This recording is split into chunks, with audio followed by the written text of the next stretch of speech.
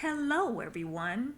Welcome back to the Inspired Literary Works podcast. I'm Stephanie R. Sinclair, and I'm glad you decided to listen to this episode. Today's encouragement post is: What are you publishing? Extra, extra. Read all about it. The moment we wake up, we're bombarded with news, whether through social media, local TV news, text messaging, or email. The news will be presented to you whether you're looking for it or not.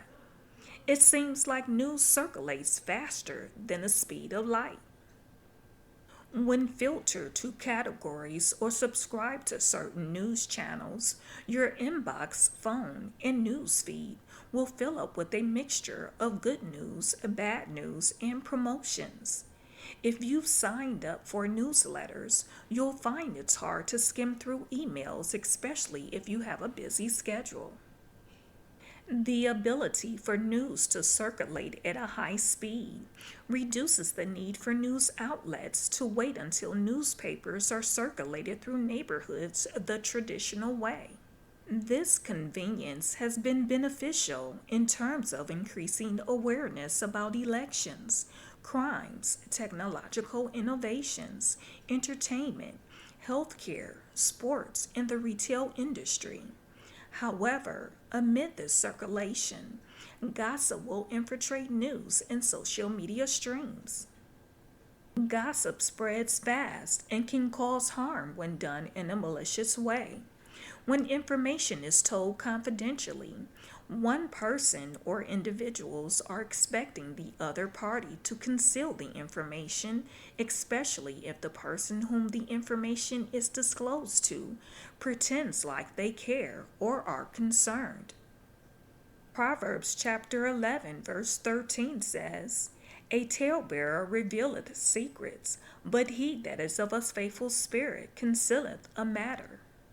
When gossip is spread, it is usually done with the intentions of tarnishing reputations, whether the information about the person is true or not. Typically, those who spread negative news about others conceal their own failures, insecurities, and challenges to make themselves appear to be without flaws.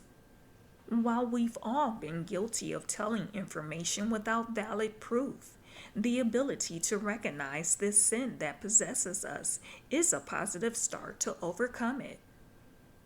There are several ways to identify if you have challenges with publishing negative news about others, which include: as soon as you hear something about someone you don't like, you start calling, texting, or posting on social media what you've heard in a judgmental way.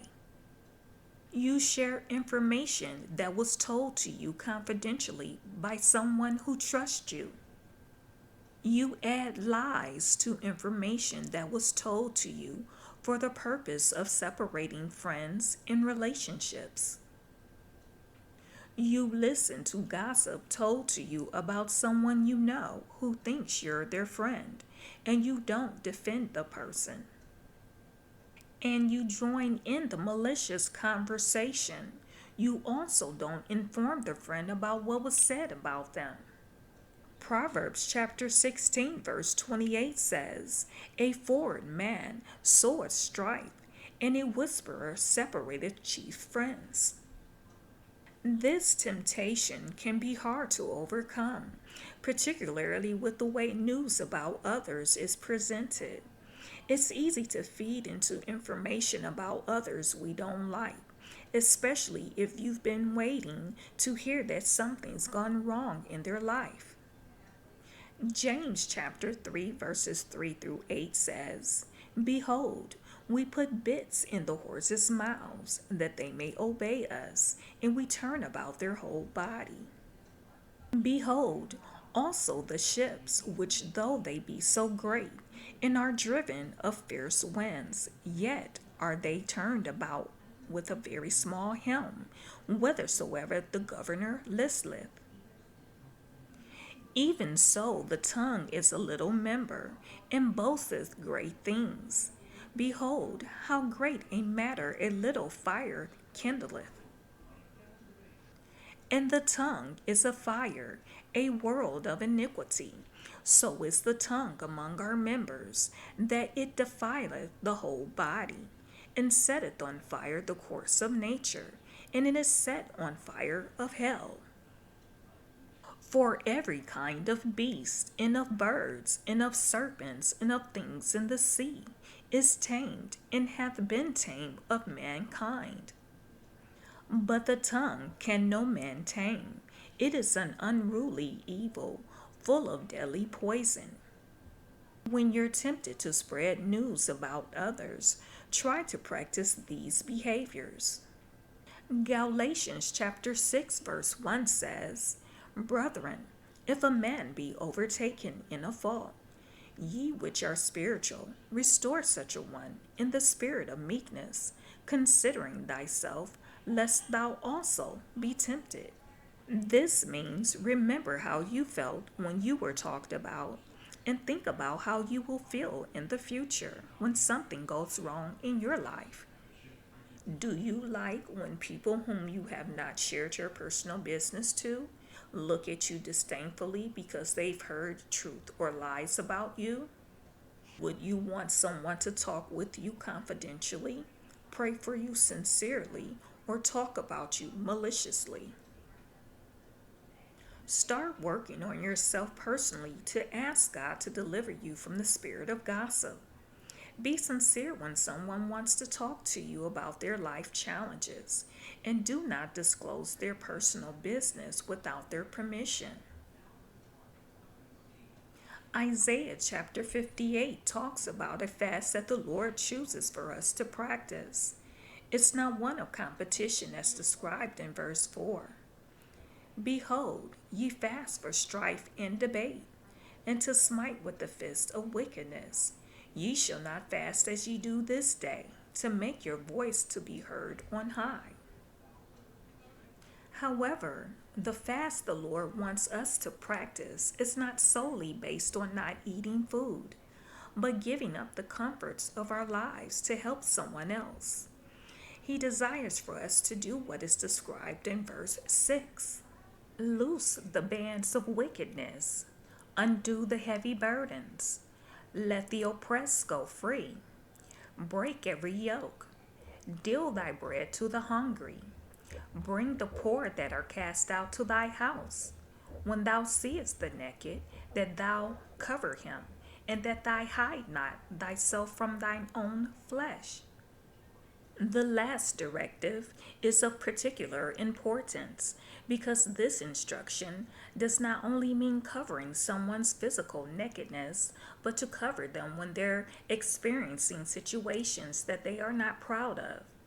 This means not running to tell what you know about someone like it's the latest news that's hot off the press.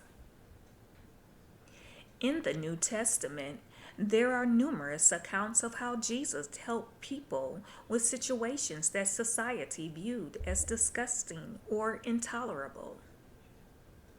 However, Jesus saw those who could not help themselves as humble children who were open to receive healing from a Savior who would ultimately be rejected by those who thought they were better than him. In some of these accounts, when Jesus helped or healed someone, he told them not to tell anyone or to go and tell what happened to their friends and family. Jesus did not tell their business.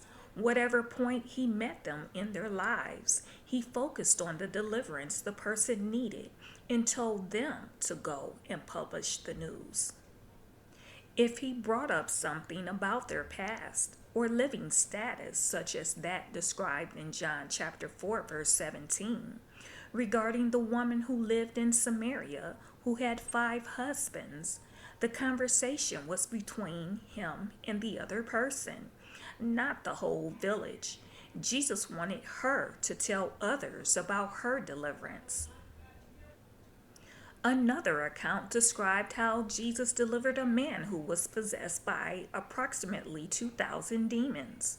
The man lived among the tombs, but when he saw Jesus, he ran and worshiped him.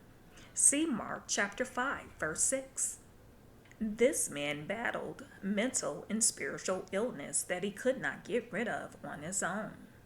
The people who lived in the country saw how Jesus delivered the demon possessed man, and they went and told it in the city and the country. The people then went to Jesus to get a close view of the man they had been watching from a distance for a long time. He was normal, clothed, and in his right mind. This man's delivered status scared the people because they were used to seeing a lunatic, someone they could talk about in a negative way. They more than likely did not offer to pray for the man's deliverance, or perhaps they thought he was a lost cause. Nevertheless, they were stunned and didn't know what to say or do. This normalcy scared the people to the point they wanted Jesus to leave the region. When Jesus began to depart, the delivered man wanted to join Jesus on his journey, but Jesus told him to go and tell how the Lord delivered him. Mark chapter 5 verses 18 through 20 says, "And when he was come into the ship, he that had been possessed with the devil prayed him that he might be with him. Howbeit Jesus suffered him not, but saith unto him, Go home to thy friends, and tell them how great things the Lord hath done for thee, and hath had compassion on thee. And he departed and began to publish in Decapolis how great things Jesus had done for him, and all men did marvel." Verse 19 illustrates how Jesus had compassion on the bewildered man. Again, Jesus focused on the man's need for deliverance and not his past. He already knew his past, but he did not tell it. Jesus exemplified what it means to be a true friend, one who has compassion and will cover a friend during difficult times, as if it were himself experiencing challenges. Will you follow this example the next time you hear negative news about someone? Will you pray for them, or will you race to whisper in the next itching ear? Will you spread information about the good things happening in your life and someone else's life? Or will you help exasperate a person's affliction without researching or validating what you heard is true?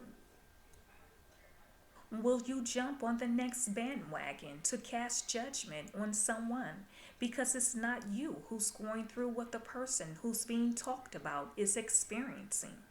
Will you assume the people who is telling you negative things about someone couldn't possibly lie to you because you want what you hear to be true? Will you hide or ensure you implement damage control to make sure others don't know the whole truth about your situation?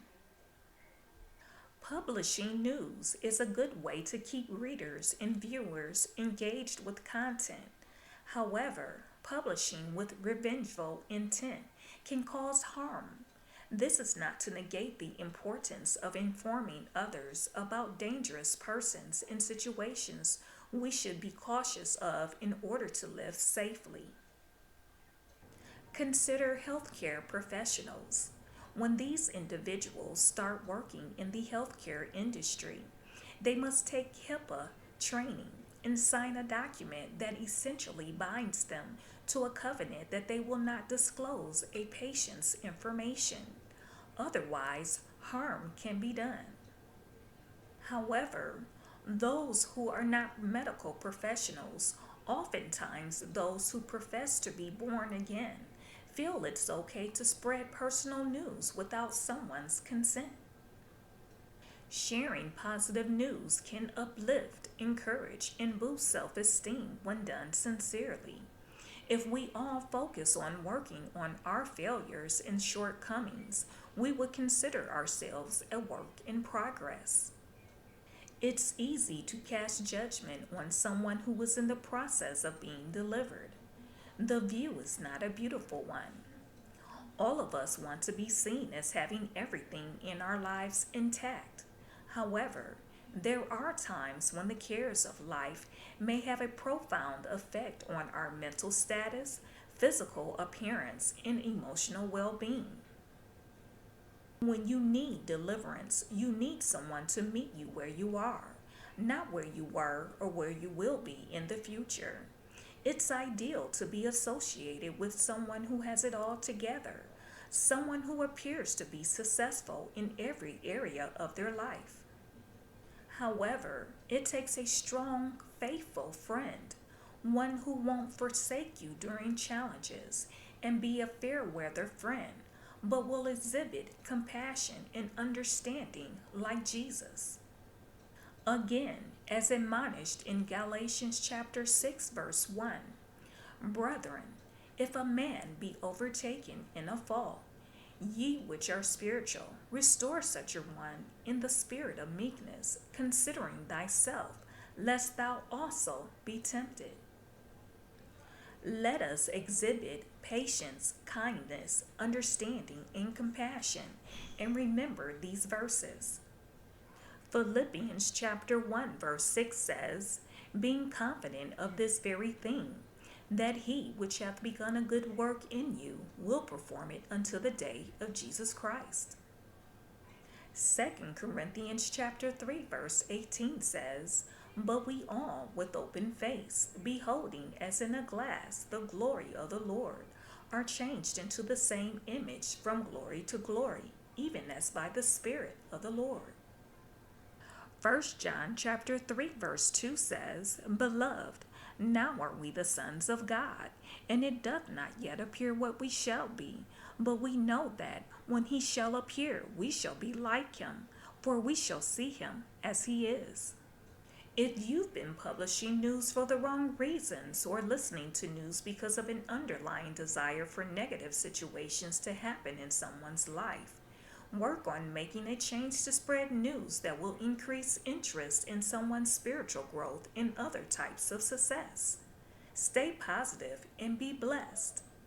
Remember, God loves you, and I love you too. If you've enjoyed today's encouragement post, I encourage you to visit the Inspired Literary Works blog, subscribe to the YouTube channel, follow on Instagram, Pinterest, and X if you want to stay abreast of new content. You're also welcome to purchase ebooks I have available on Amazon starting at 99 cents, and they're free if you have a Kindle Unlimited subscription. The Inspired Teaware collection and discounts for the merchandise are also available. To access these resources, visit the description section of this podcast episode and click on the website links. Again, thank you for listening.